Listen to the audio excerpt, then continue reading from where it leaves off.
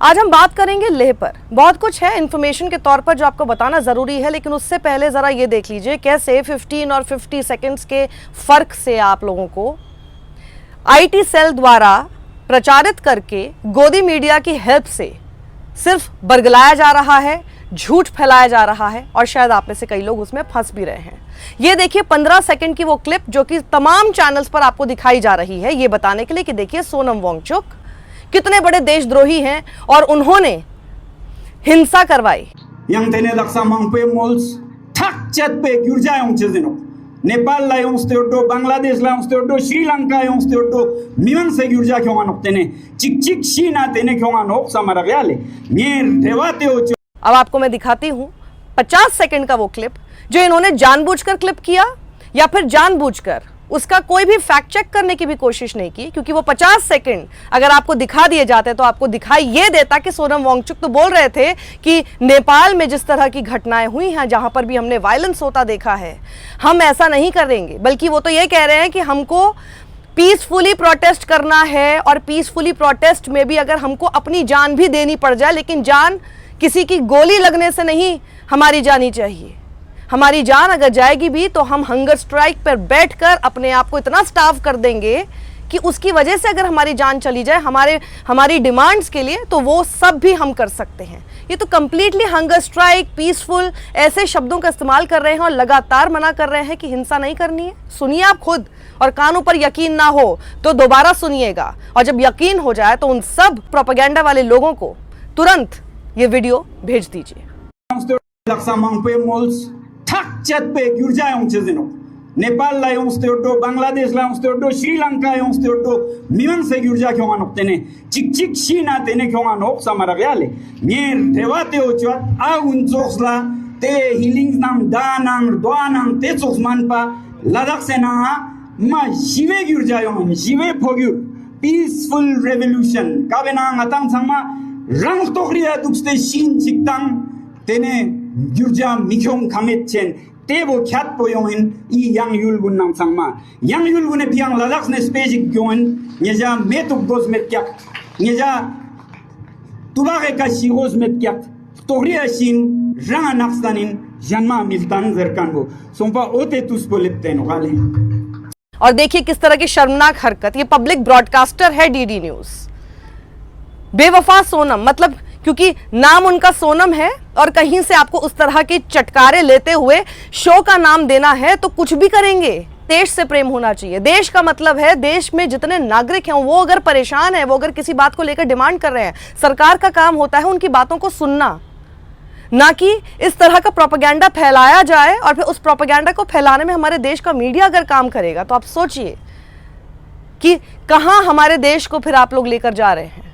ले apex body के को चेयरमैन और Ladakh Buddhist association chief Chering Dorje Lakruk से इंडियन एक्सप्रेस ने विस्तार से चर्चा की। विरोध प्रदर्शन अचानक हिंसक कैसे हो गया? ले के लोग आखिर क्या चाहते हैं? किन मुद्दों पर ले के लोग आखिर गुस्सा हैं? एक एक पॉइंट आज हम बारीकी से इंडियन एक्सप्रेस अखबार के हवाले से उन्होंने जो कवर किया है बताएंगे। और इस वीडियो में ले को समझना आप लोगों के लिए बेहद जरूरी है और आपको मदद भी मिलेगी, क्योंकि चेरिंग दोरजे लाकरुक केंद्र सरकार के साथ एक महत्वपूर्ण नेगोशिएटर भी हैं। चेरिंग दोरजे लाकरुक से इंडियन एक्सप्रेस ने पूछा, विरोध प्रदर्शन आखिर हिंसक कैसे हो गया? चेरिंग दोरजे लाकरुक कहते हैं ये पूरी तरह से स्पॉन्टेनियस था। जब 4000 से 5000 लोग विरोध प्रदर्शन के लिए सड़क पर उतरते हैं तो मैं इस बात से इनकार नहीं कर सकता कि इसमें कुछ शरारती तत्व नहीं हो सकते। लेकिन एक सच ये भी है कि ये प्रदर्शन पिछले 6 साल से किसी न किसी रूप में चल रहा था और ये सभी बेरोजगार युवा थे जिन्हें अब जेनजी कहा जाता है। हो सकता है कि कुछ आपराधिक तत्व भी यहाँ पर हों, लेकिन मुख्य रूप से ये पढ़े लिखे बेरोजगार युवा थे। अगर ये सभी गुंडे होते तो भाजपा कार्यालय पर हमले के समय उन्हें भाजपा के झंडे और राष्ट्रीय ध्वज में अंतर नहीं पता होता। प्रदर्शनकारियों ने भाजपा के झंडे तो फाड़ दिए लेकिन तिरंगे को हाथ तक नहीं लगाया। प्रदर्शनकारियों ने अंबेडकर और हमारे लामा जी की तस्वीर उतार दी, फिर बीजेपी दफ्तर में आग लगाई। फिर एक्सप्रेस ने उनसे पूछा कि क्या आपको लगता है कि नेपाल में जो हुआ उससे प्रदर्शनकारियों को प्रेरणा मिली?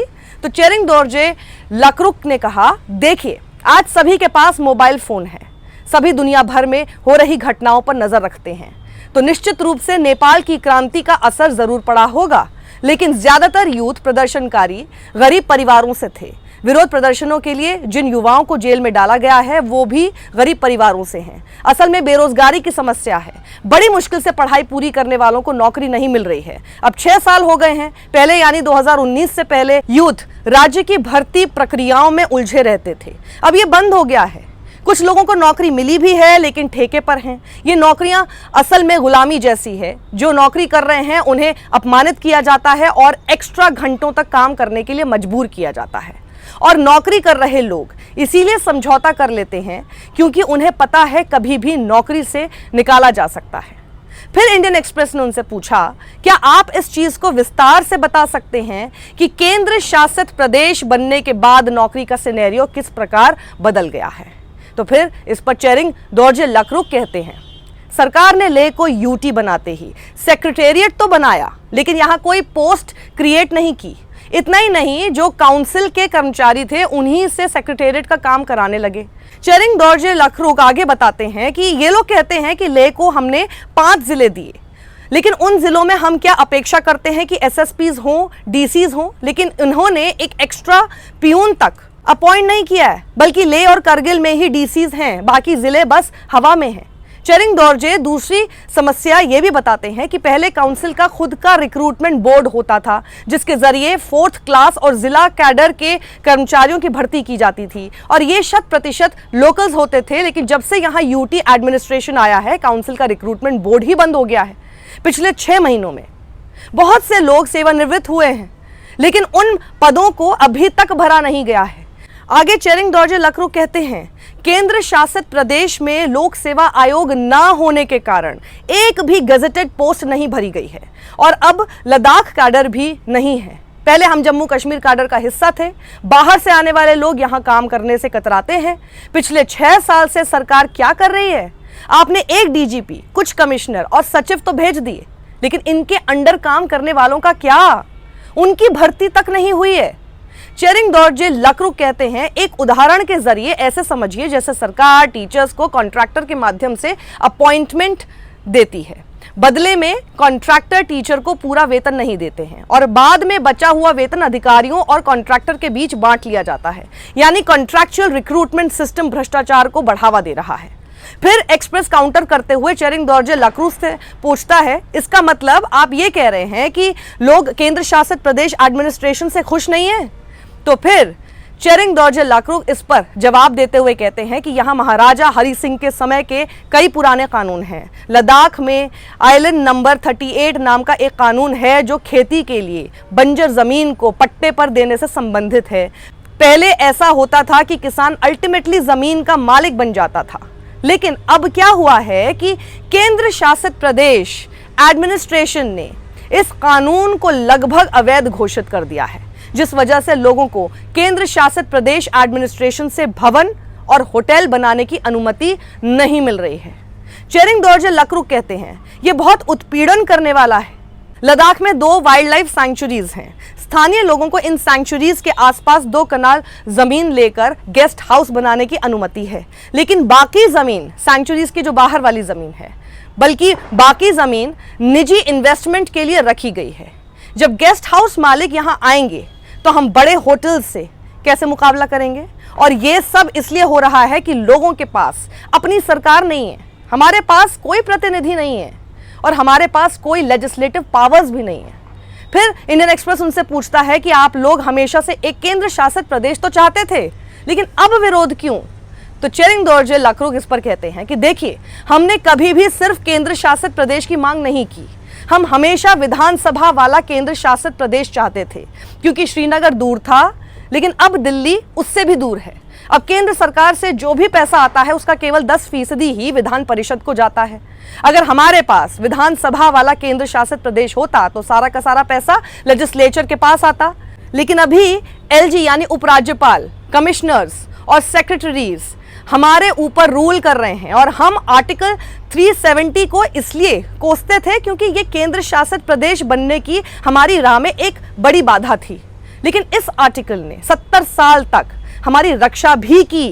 इससे हमारी ज़मीनें पूरी तरह सुरक्षित थीं, यहाँ तक कि जम्मू कश्मीर के लोग भी ले नहीं आते थे। लेकिन अब लद्दाख पूरे भारत के लिए खुल गया है। हमारे पास कोई सुरक्षा नहीं है। बहुत से बाहरी लोगों ने अब यहाँ जमीन खरीद ली है और बहुतायत होटल्स खोल लिए हैं, जिस वजह से लोकल्स का लाइवलीहुड छिन रहा है।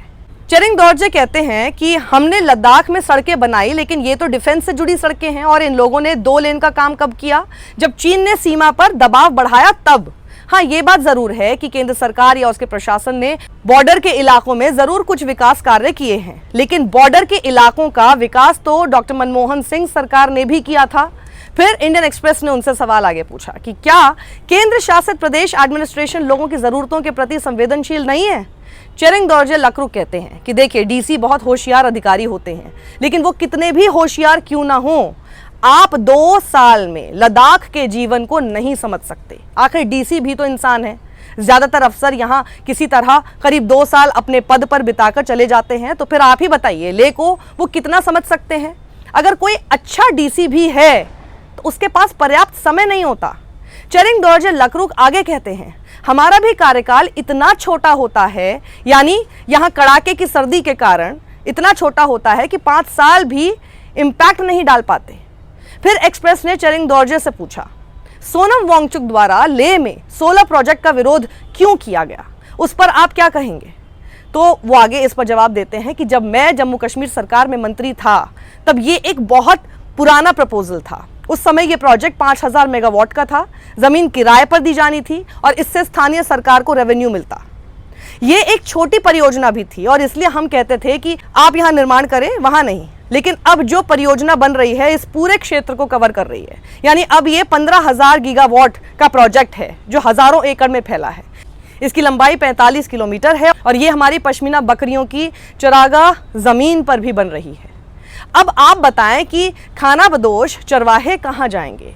इसके अलावा इस प्रोजेक्ट को पूरा करने के लिए आपको 45,000 कर्मचारियों की आवश्यकता होगी, लेकिन उस क्षेत्र की पूरी आबादी केवल 15,000 है, इसलिए 45,000 लोग बाहर से आएंगे। फिर उन्हें आवास और पानी की आवश्यकता होगी और ये क्षेत्र इकोलॉजिकली नाजुक है। और ये केवल वांगचुक की बातों तक ही सीमित नहीं है, यहाँ के लोग भी बहुत जागरूक हैं और ये लोग नेचर के साथ रहते हैं क्योंकि संसाधन सीमित हैं। उन्हें सीमित संसाधनों में जीने के लिए ट्रेन किया जाता है। आप इसे नष्ट कर रहे हैं, आप हमारी संस्कृति को नष्ट कर रहे हैं। वो कहते हैं कि इससे रोजगार पैदा होगा, लेकिन वहां के खानाबदोश लोग अनपढ़ हैं, क्या उन्हें भी रोजगार मिलेगा या आप हमें बेवकूफ बना रहे हैं? हम 6 साल से सरकार से बातचीत कर रहे हैं और हमें क्या मिला?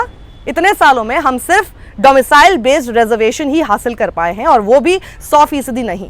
हमारे मुख्य मुद्दे पर अभी तक चर्चा भी नहीं हुई है। क्या इसमें और 6 साल लगेंगे या जब तक हमारी जान ना चली जाए? फिर इंडियन एक्सप्रेस ने आगे उनसे पूछा कि आपको क्या लगता है कि सरकार आपकी बातें, आपकी मांगें क्यों नहीं मान रही है?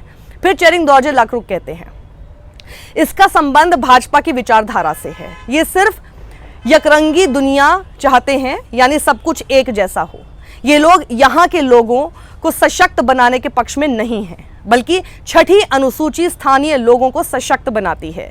ये गांव और स्थानीय स्तर के कानूनों और सदियों पुरानी रीति रिवाजों की रक्षा करती है। जब हम जम्मू कश्मीर का हिस्सा थे तब भले ही हमारे पास छठी अनुसूची नहीं थी, लेकिन कश्मीर प्रशासन हमारे स्थानीय मामलों और पारंपरिक कानूनों में कभी हस्तक्षेप नहीं करता था।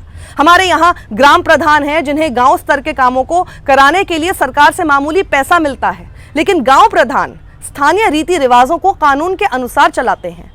लेकिन अब केंद्र शासित प्रदेश प्रशासन ग्राम प्रधानों को परेशान कर रहा है। कई ग्राम प्रधानों को बर्खास्त तक कर दिया गया है और प्रशासन का कहना है कि उनकी उम्र 60 वर्ष से अधिक है। जम्मू कश्मीर सरकार ने ऐसा कभी नहीं किया। ये बुजुर्ग ही रीति रिवाजों को सबसे अच्छी तरह से जानते हैं। तो आपने जो इस वीडियो में सुना और देखा और जो लेह को लेकर गोदी मीडिया में आपको दिखाया जा रहा है और जो बिल्कुल नहीं बताया जा रहा है, उसमें धरती और आसमान का फर्क है। इसलिए इस वीडियो को ज्यादा लोगों तक पहुंचाइए और शेयर कीजिए। सत्यमेव जयते।